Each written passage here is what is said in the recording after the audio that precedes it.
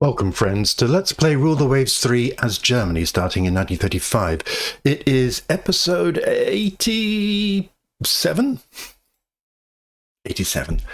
I'm not actually here. I've managed to get ahead of myself, so I've scheduled this in the future. I'm off in the English Lakes districts playing this, the Battles of the Age of Reason. This isn't the game. This is just the 80-page tutorial on how you might explore the game, but that's what I'll be doing, having my head in the Austrian War of Succession and its follow-on, the 7 Years' War, battles in the mid-18th century with my friends, and, you know, drinking too much and talking nonsense and doing what men do together when they gather. Back here, we have a slightly odd situation, I think, because the British have been up and down as to our tensions. So they're currently down back at 10. I have a quick look at the almanac just to see how they're doing. And, you know, I think their budget's slightly less. I think it was over $1 million the last time I saw. But they have, you know, 10% more tonnage than we do. They have one less battlecruiser and quite a bit less tonnage around that. But they have 10 carriers of comparable tonnage to me. They have 8 light carriers with another 125,000 tons. They have 3 heavy cruisers of comparable size. They have 26 light cruisers, which is a lot more than me. They have nearly 90 to my 75 destroyers, 50 to 21 corvettes, 37 to 42 submarines, so about the same. But look at this, a whopping great big double the number of naval aircraft. So, you know, they're about 110, 115% larger than me, even if the French don't turn up. And then obviously if the French did turn up, they would be considerably more powerful than I am. So yeah, not quite understanding their reticence. I've had to move a whole pile of ships into the Baltic as per the Führer's instructions because they're a little bit concerned about the Soviet Union, which is all fine. So let's push ourselves into August 1958.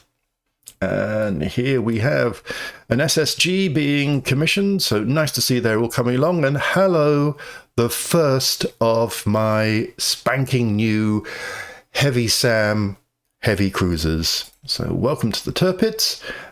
Spy from Japan. If I max it, budget intention. Okay, let's have budget intentions. The really this. I mean, Japan should just ask. I'd sell them stuff. That's not a problem. Ooh.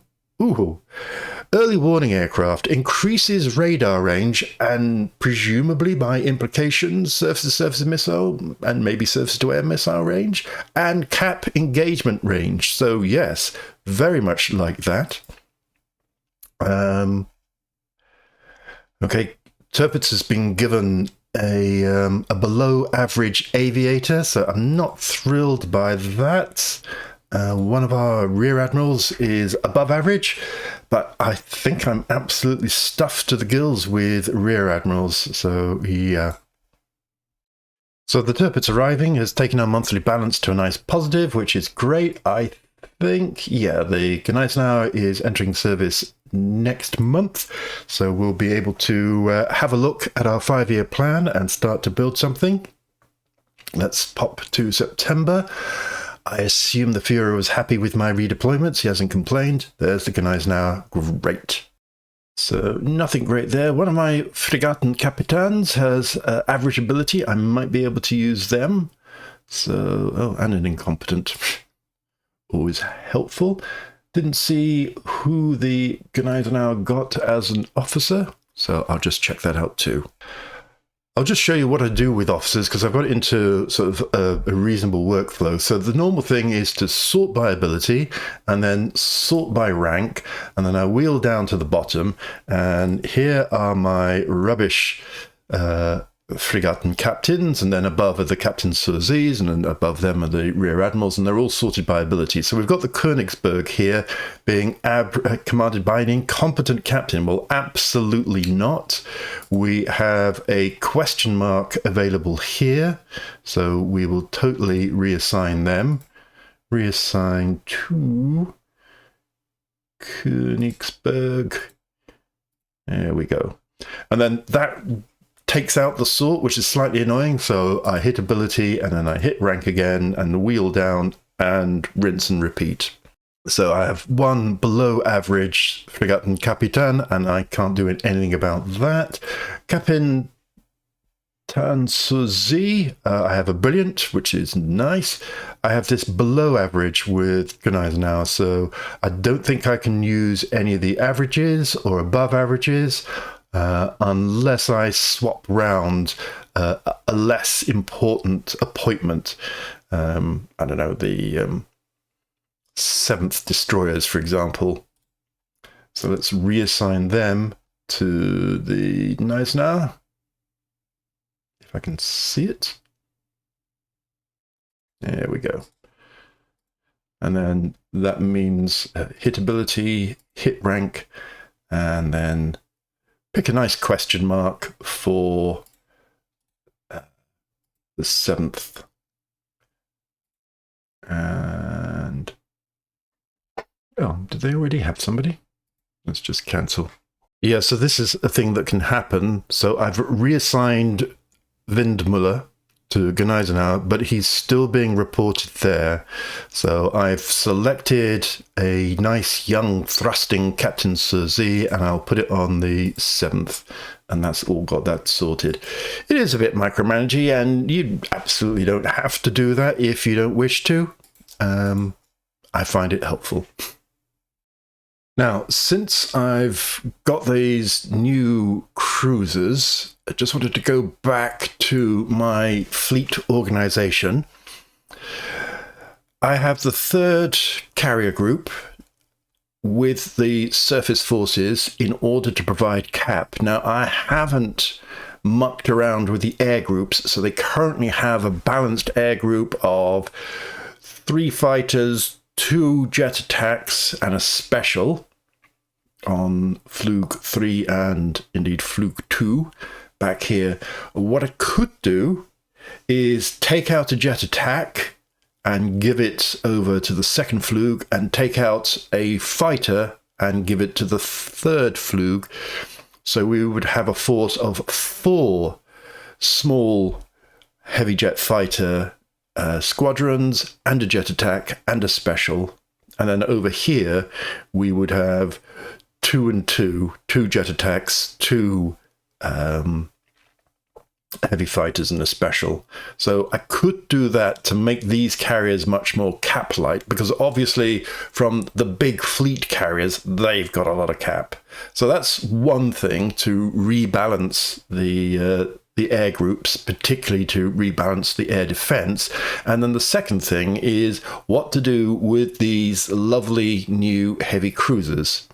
So I could just stick them into the 2nd Leinen with the other 2 heavy cruisers. I could create a new heavy cruiser division and stick them with the big carriers, or I could split them, one either side, and then the 3rd one in 6 months' time going over here.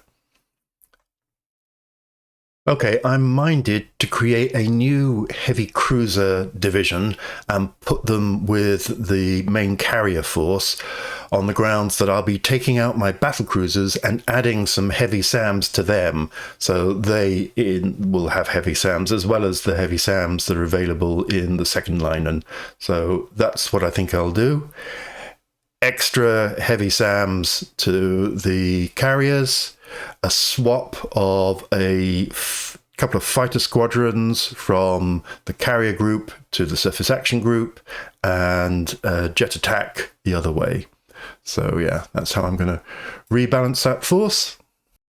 And so there you have it. So the Peter Strasser and the Manfred von Richthofen have 4 heavy fighter squadrons plus a single jet attack and a special, whereas the August von Passeval and Otto Liefenstahl have 3 jet attacks and 2 heavy jet fighters and a mixed.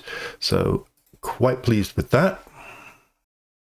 Okay, I've just created the third liner. I've put in Gneisenau and Tirpitz in. I'm just having a little look who to put in command. All my above averages are gainfully employed. I could swap the above average Kaloa from the second liner into the third, because the third is more important, but I don't really want to upset. So it's going to be an average.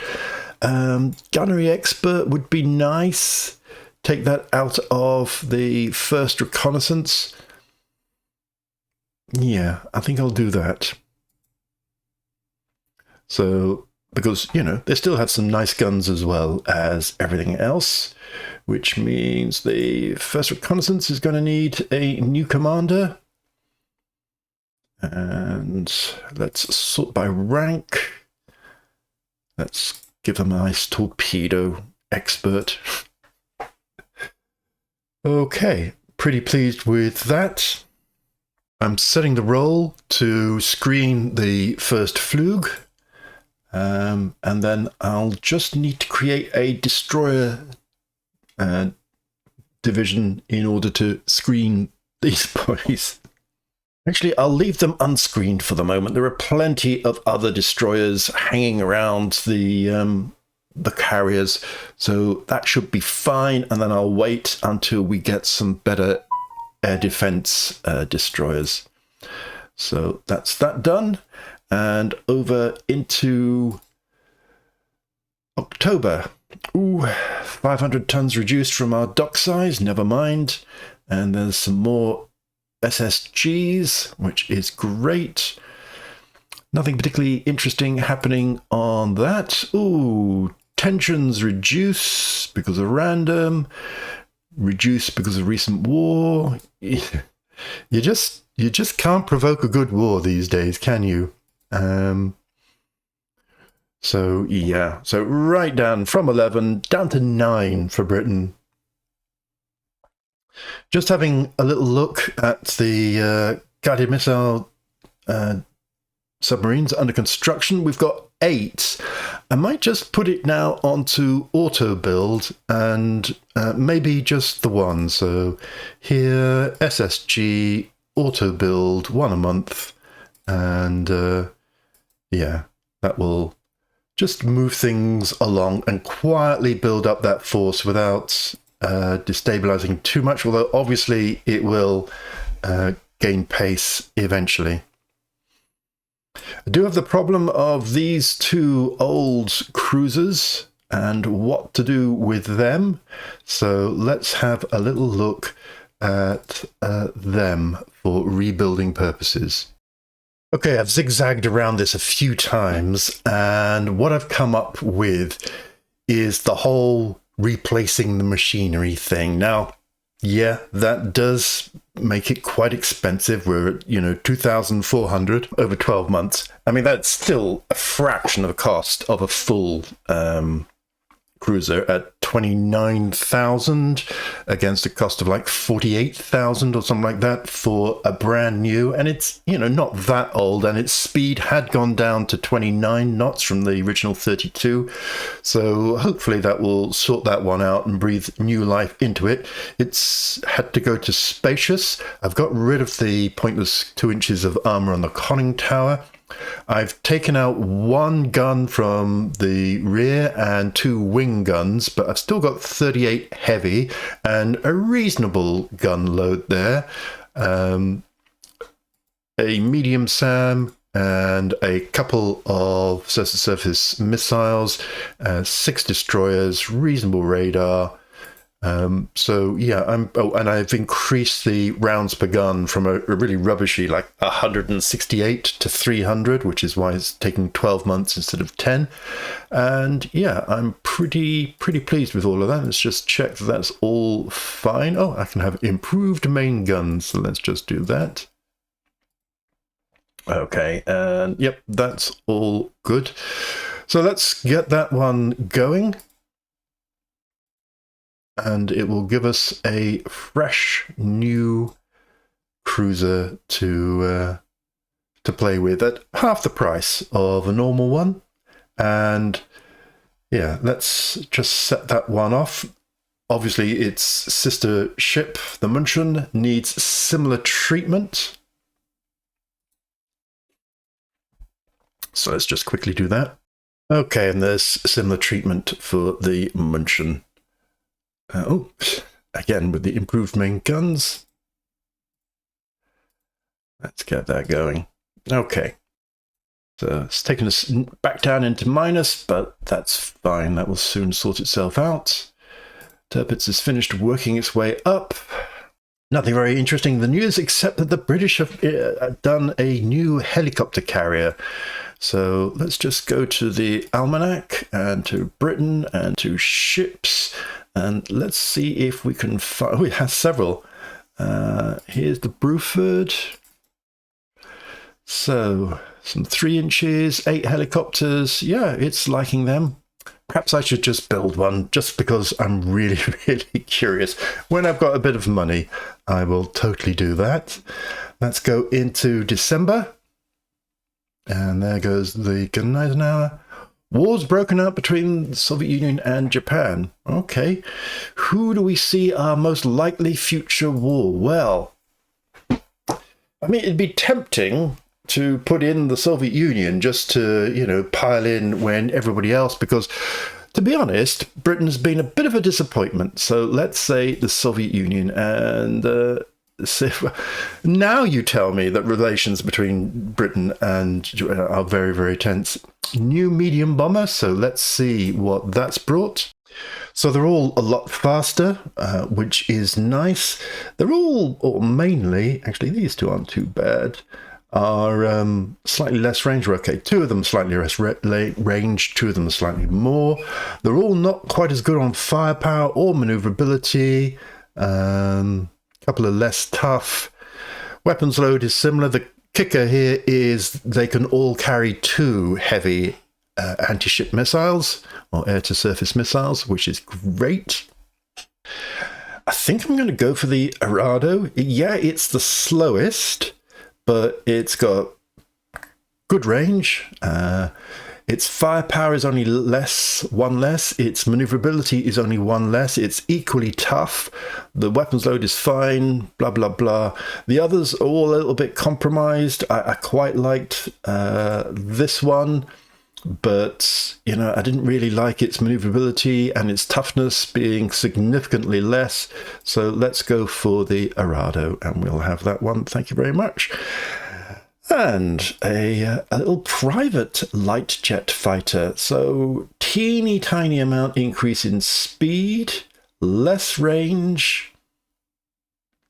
So no, particularly I'm not prepared to compromise our good reliability. So it's simply not good enough. And there's all the news, so that's fine. And then finally, into January 1959, a couple more submarines would be an excellent to currently. Yep, okay. If you want to put him there, he's a question mark, so fine. Ooh, damn. Just as I rebuild those 2 Berlins, double SAM launchers become available. Oh well, those are the breaks. You can't not do things just because another tech is around the corner, because techs are around the corner all of the time. Ooh, don't like an incompetent being placed in charge of a cruiser, but otherwise that all looks pretty fine. So I'm going to leave it there. Next time, when I'm back from the Lake Districts, I will do a review of the year and we'll launch ourselves into 1959 and see if anybody will want to, you know, fight a nice, good, honest war with us. Thanks for watching, and I'll see you next time.